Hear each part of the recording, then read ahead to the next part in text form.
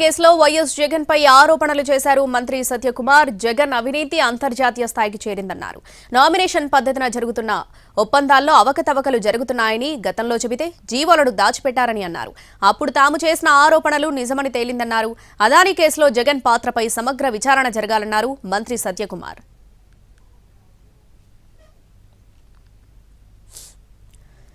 అనేక సందర్భాల్లో నామినేషన్ పద్ధతి మీద వీళ్ళకు పిఎస్పీ ప్రాజెక్టులు ఇవ్వడం కానీ సోలార్ ప్రాజెక్టులు ఇచ్చే విషయంలో అవకతవకలు జరుగుతున్నాయని చెప్పాం.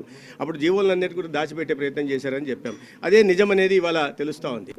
ఈ జగన్మోహన్ రెడ్డి గారు అంతర్జాతీయ ఖ్యాతిని ఆర్జించారు. ఇవాళ అమెరికా లాంటి దేశాలు కూడా ఫెడరల్ బ్యూరో ఇవాళ అమెరికా నుంచి చెప్తోంది అవినీతిలో ఏకంగా 1750 కోట్లు అవినీతి జరిగింది, అది మొత్తం జగన్మోహన్ రెడ్డి ఖజానా తరలిందనే విషయం చెప్తున్నారు. దాని మీద ప్రభుత్వం పరిశీలిస్తోంది. కేంద్ర ప్రభుత్వం దాని మీద ఎలా రెస్పాండ్ అవుతుందనే విషయం తెలియలేదు. రాష్ట్ర ప్రభుత్వంలో కూడా దీని మీద సిక్కిలో ఇంత పెద్ద అవినీతి జరిగింది, ఆ లబ్ధి జగన్మోహన్ రెడ్డి గారికి జరిగిందనే విషయం బయట పడింది. కాబట్టి దాని మీద సమగ్రమైన